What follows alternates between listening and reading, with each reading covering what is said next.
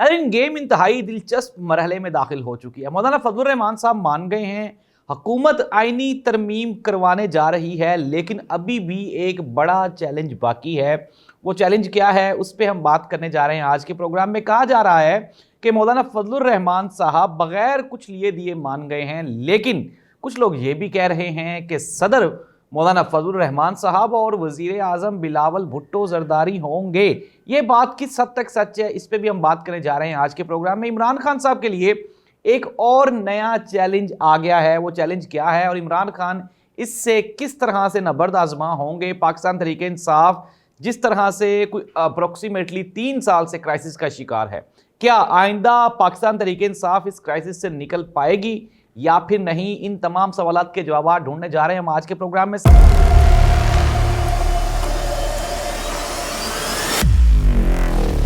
سب سے پہلے سب سے بڑی خبر میں آپ کو بریکنگ نیوز دینے جا رہا ہوں، اور وہ یہ ہے کہ 26 تاریخ سے جسٹس منصور علی شاہ وہ پاکستان کے چیف جسٹس آف پاکستان ہوں گے۔ یہ تو کنفرم ہے، یہ ڈیڈ شور ہے۔ اب مولانا فضل الرحمان صاحب کی گزشتہ دنوں آپ کے سامنے تھا کہ آل پارٹیز کانفرنس میں انہوں نے شرکت کی، اور شرکت میں آصف علی زرداری صاحب بھی تھے، نواز شریف صاحب بھی تھے، شہباز شریف صاحب بھی تھے، بلاول بھٹو زرداری صاحب بھی تھے، مولانا فضل الرحمان صاحب بھی تھے۔ 2 مرتبہ بریک ہوئی، بریک میں مولانا صاحب کے ساتھ نواز شریف صاحب نے کچھ گپیاں لگائیں، اور میں آپ کو یہ پہلے دن سے بتا رہا ہوں کہ مولانا فضل الرحمان صاحب کسی نہ کسی طرح سے کچھ لے دے کے مان جائیں گے، اور پاکستان تحریک انصاف کو مولانا فضل الرحمان صاحب پر رائے نہیں کرنا۔ یہ بھی میں 3 مہینے سے بتا رہا ہوں، جب سے یہ آئینی ترمیم کا شوشہ ہوا میں آیا ہے تب سے۔ اب ظاہر سی بات ہے پاکستان تحریک انصاف نے جب پچھلی مرتبہ یہ آئینی ترمیم کرنے کی کوشش کی گئی تو مولانا فضل الرحمان صاحب نے انڈاؤٹڈلی حکومت کو بہت بڑا نقصان پہنچایا ہے، اور وہ نقصان یہ ہے کہ اگر مولانا فضل الرحمان صاحب تب حکومت کی حمایت کرتے، کچھ نہ کچھ تو ظاہر سی بات ہے ووٹ تو کم تھے، لیکن حکومت نے چونکہ پاکستان تحریک انصاف کے ایم این ایز کو اٹھا لیا تھا، ان کو یرغمال بنا لیا تھا، تو ظاہر سی بات ہے تب تو یہ آئینی ترمیم ہو سکتی تھی۔ لیکن اب پاکستان تحریک انصاف نے ان تمام چیلنجز اور تمام صورتحال کو مد نظر رکھتے ہوئے پاکستان تحریک انصاف نے جو اپنے ناراض ایم این ایز تھے ان کو منانے کی کوشش کی ہے۔ اور اگر آپ دیکھیں تو بلوچستان میں ایک ایم این اے تھے، ان کی جو نیشنل اسمبلی کی ممبرشپ ہے اس کو کینسل کرنے کے لیے اسپیکر ایاز صادق صاحب نے الیکشن کمیشن آف پاکستان کو ایک لیٹر بھی لکھا ہے۔ اٹ مینز دیٹ کہ لوگ کنٹرول نہیں ہوئے، تو پھر اب ان کی جو ممبرشپ ہے اس کو کینسل کرنے کے لیے، ان کی نیشنل اسمبلی کی ممبرشپ کو کینسل کرنے کے لیے کوشش کی جا رہی ہے۔ ناراض اراکین تھے، 2 ایم این ایز تھے پاکستان تحریک انصاف میں، ان دونوں کو بھی کے پی کے حکومت نے اپنے پاس بلا کے بٹھا کے ان کو سمجھا لیا ہے، اور اب معاملات کافی حد تک کنٹرولڈ ہیں۔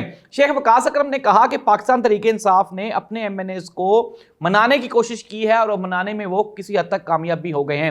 میں نے آپ کو تمام انالیسز بتائے تھے، اگر مولانا فضل الرحمان صاحب مان بھی جائیں تو بھی 8 ووٹ کم ہیں یہ آئینی ترمیم کرنے کے لیے حکومت کے پاس۔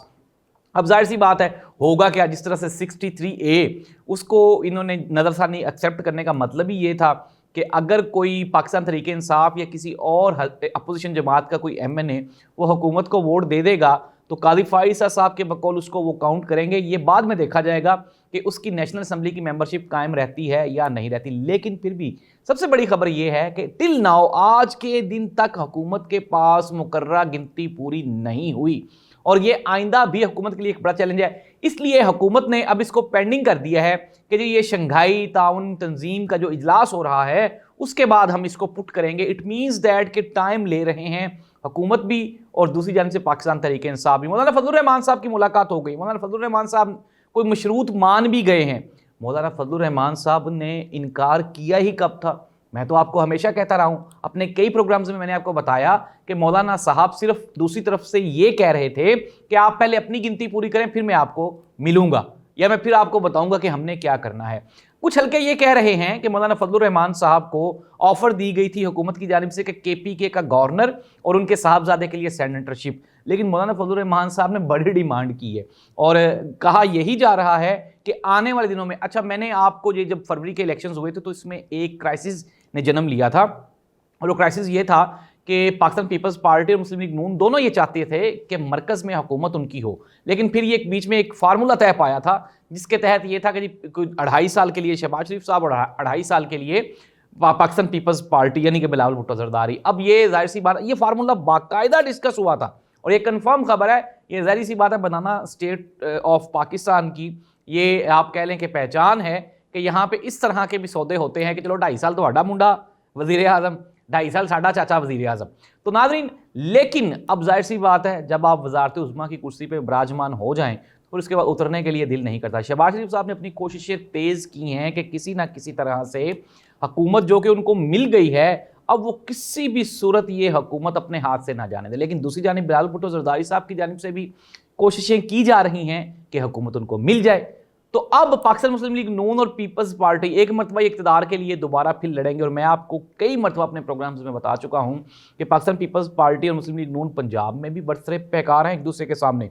और सिमिलरली अब ये मरकज़ में भी ये नई नूरा कुश्ती शुरू होने जा रही है। उसमें पाकिस्तान पीपल्स पार्टी अपनी नंबरिंग पूरे करेंगे, पाकिस्तान मुस्लिम लीग नून अपनी नंबरिंग पूरी करेगी। लेकिन एट द एंड ये मैं आपको खबर दे रहा हूँ कि जाहिर सी बात है मौलाना फजलुर रहमान साहब को लालच दिया गया है कि आने वाले दिनों में आप सदर पाकिस्तान होंगे। लेकिन जाहिर सी बात है ये चीज़ पॉसिबल नहीं है और ये र्यूमर्स हैं, इसका हकीकत के साथ कोई ताल्लुक नहीं है। लेकिन मौलाना फजलुर रहमान साहब क्यों माने हैं, जाहिर सी बात है अब मौलाना फजलुर रहमान साहब कोई मुल्क और कौम के वसीतर मुफाद में तो नहीं फैसला करेंगे। जाहिर सी बात है उन्होंने कुछ ना कुछ अपनी पॉलिटिकल कैरियर को, अपने पॉलिटिकल फ्यूचर को सोच समझ के ही फैसला किया है। ये 1-2 दिन तक ये खबर बाहर निकल आएगी कि मौलाना फजलुर रहमान साहब को मना लिया गया है और मौलाना फजलुर रहमान साहब को जो चीज़ें दी गई हैं वो एक बड़ा सरप्राइज़ है, वो भी मैं आपको बता देता हूँ प्रोग्राम में। अब हम बात कर लेते हैं जी कि हुकूमत ने मौलाना साहब को मना लिया, तो क्या काजी फाइज साहब होंगे चीफ जस्टिस? इसके ऊपर भी मौलाना फजलुर रहमान साहब का डेडलॉक बरकरार है। मौलाना साहब ने यह कहा कि आईनी अदालत एक मरतबा बना ली जाए, उसमें जजेस की तकर्री और जजेस के नामों पर बाद में गौर किया जाएगा।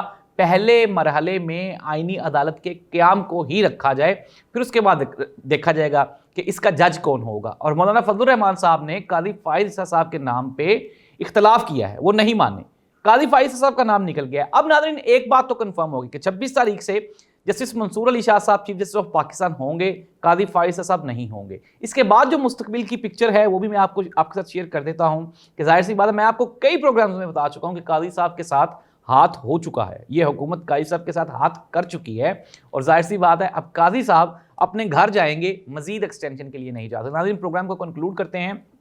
अब मैं आपको बता दूं, इमरान खान साहब का मैंने आपको प्रोग्राम के स्टार्ट में बताया, उनकी 2 बहनें, उनको भी अरेस्ट कर लिया गया है, भांजा उनका ऑलरेडी जेल में है और 2 दिनों का जिस्मानी रिमांड भी दे दिया गया। इमरान खान को तोड़ने के लिए इमरान खान के सेल की बिजली भी बंद है, इमरान खान से आइंदा मुलाकातों के लिए पाबंदी लगा दी गई है, कैद तन्हाई का शिकार इमरान खान हैं। अब इमरान खान के लिए ये सबसे बड़ा चैलेंज होगा, इमरान खान का ये जो अप्रोक्सीमेटली कुछ 450 दिनों की कैद थी अडेला जेल की, उसमें जो सबसे टफ सिचुएशन थी वो ये दिन होंगे। अगर इमरान खान इन दिनों में से निकल गया तो ख्वाजा साद रफीक ने ये कहा, एक बहुत बड़े सहाफ़ी को उन्होंने बताया, उन्होंने कहा मैक्सिमम 6 महीने, उसके बाद हम लोग अपोजिशन के ट्रकों पे होंगे और इमरान खान इक़्तिदार के ऐवानों में होगा और ये होना ही होना है। ये कैसे होगा ये मैं बताऊंगा आपको अगले प्रोग्राम में, क्योंकि प्रोग्राम का वक्त ख़त्म हो गया है। नाज़रीन प्रोग्राम का इख्तिताम इस बात के साथ, और मैं आपको खबरें एक मरतबा दोबारा फिर रिपीट कर दूं कि आईनी तरमीम होगी लेकिन उस तरह से नहीं होगी जिस तरह से अब होने जा रही थी। आईनी अदालत का क़याम है, काजी फाइज साहब बिल्कुल भी एक्सटेंशन नहीं ले पाएंगे, जस्टिस मंसूर अली शाह साहब वो आइंदा चीफ जस्टिस ऑफ पाकिस्तान होंगे। और इमरान खान के लिए जो चैलेंज था वो मैंने आपको बताया कि पीके हाउस को भी सील कर दिया गया, तोड़ दिया गया और केपी गवर्नमेंट पे भी प्रेशर बढ़ाया जा रहा है। अब देखना ये होगा कि ऐसी सूरत हाल में क्या पाकिस्तान तहरीक इंसाफ और इमरान खान वो सर्वाइव कर पाते हैं या नहीं कर पाते, ये एक बड़ा सवालिया निशान होगा। लेकिन पाकिस्तान की पॉलिटिक्स में जाहिर सी बात है पाकिस्तान तहरीक इंसाफ के लिए चैलेंजेस हैं गुज़श्ता 2 सालों से, और ये भी एक बड़ा चैलेंज होगा। अल्लाह करे कि इस मुल्क में पॉलिटिकल स्टेबिलिटी, अब पॉलिटिकल स्टेबिलिटी कुछ लोग कह रहे हैं कि ऑल पार्टीज़ कॉन्फ्रेंस हुई तो उससे कोई पॉलिटिकल स्टेबिलिटी आ सकती है। पाकिस्तान तहरीक इंसाफ इस मुल्क की सबसे बड़ी सियासी जमात है, उसको बिठाए बगैर, इमरान खान से बातचीत किए बगैर अगर आप समझते हैं कि मुल्क में कोई स्टेबिलिटी आएगी तो ये बिल्कुल आपका वहम है या आपका ख्वाब है जो कभी पूरा नहीं हो सकता। अल्लाह इस मुल्क का हामी और नासिर। में अपने कमेंट से ज़रूर और अपनी आरा से आगाह करें। प्रोग्राम आपको कैसा लगा? कुछ लोगों को शिकायत है कि हम लोग शायद कुछ ज़्यादा वो पीटीआई को सपोर्ट करें, तो मेरी कोशिश हमेशा से यही होती है कि हम आपको ख़बरें दें और ख़बरों के अलावा जो एनालिसिस है वो आपको पता है कि हर बंदा अपना अपना करता है, और हमारी भी ये कोशिश होती है कि हम हकीकत और 100% सच्ची खबरें आप तक पहुँचाएँ। अल्लाह इस मुल्क का हामी और नासिर। अल्लाह हाफ़िज़।